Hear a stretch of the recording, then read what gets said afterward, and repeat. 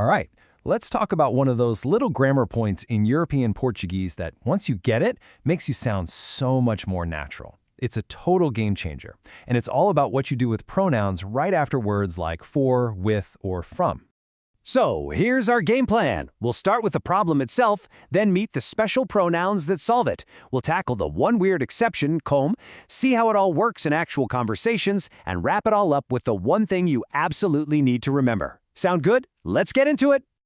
Okay, first up, the preposition problem. This is all about why you can't just stick or to after every single word you want. So, let me ask you this. Off the top of your head, how would you say with me in Portuguese? Just your gut reaction. What comes to mind first? Okay, if you thought comigo, you are in very good company. That is the #1 most common mistake. But the right way to say it is actually one word, comigo. And that little switch is exactly what we're going to demystify today. Now, before you think, oh great, another complicated grammar rule, hold on. You already do this in English without even thinking about it. You say with me, right? You would never, ever say with I. It just sounds wrong. Well, Portuguese is doing the exact same thing. The idea is totally familiar. You just need to learn the new Portuguese words for it. All right, section 2.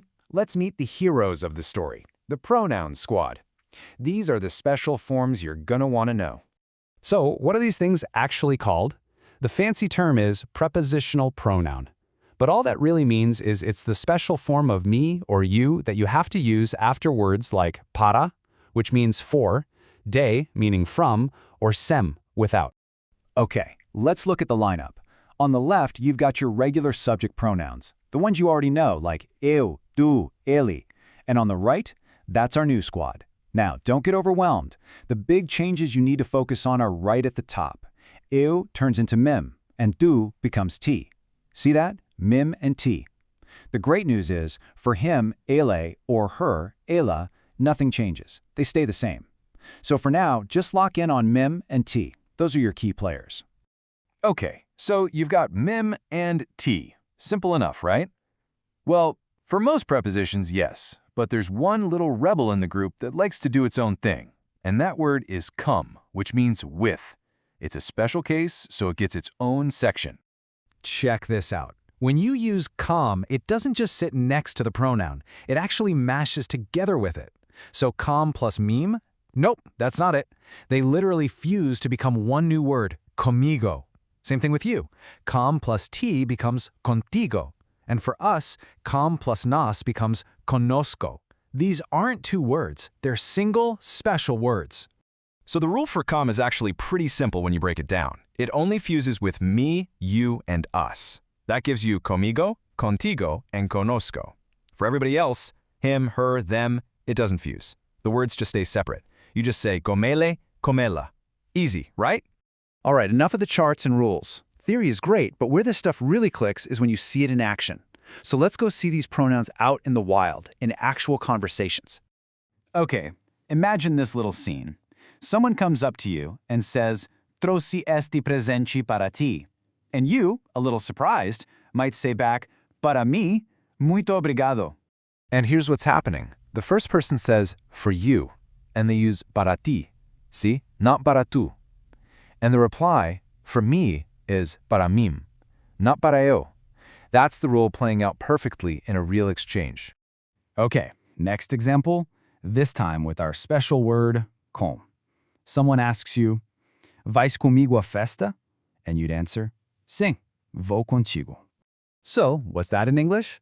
Will you go with me to the party? And the answer? Yes, I'll go with you. Look how neat that is. The entire idea of with me is packed into that one little word, conmigo. And with you is just contigo. Super efficient. Let's try a more formal one now. Picture a meeting. The boss turns to the team and asks, "Meus senhores, posso contar convosco?" And the team confidently replies, "Claro, conte conosco." And that translates to, "Gentlemen, can I count on you?" And here, convosco is the formal plural you. The team's response, of course, count on us, uses that conosco we talked about. So you can see, this isn't just for casual chats, it's absolutely essential in formal situations too. So we've gone through the problem, the solution, and even seen it in action. Let's boil this whole thing down. If you walk away with just one piece of information, this is it. Here it is, the big idea. Whenever you have a preposition, words like para, de, same, com, you cannot use the normal eu or tu. You've got to switch to the special forms. That's the whole rule in a nutshell. So here's your new toolkit, the words you really need to know. You've got me for me and ti for you. Then your fused words for with, conmigo, contigo, conozco. And we'll throw in si, the formal you. Honestly, if you can get these 6 down, you've pretty much cracked the code on this whole topic. All right, to wrap this up, I've got a little challenge for you. Right now, think of a sentence you actually say in your life. Something like, is this gift for me? Or, do you want to come with me? Can you translate that thought using para mí or conmigo? Go on, give it a try. Because the fastest way to make this stuff stick is to start using it right away.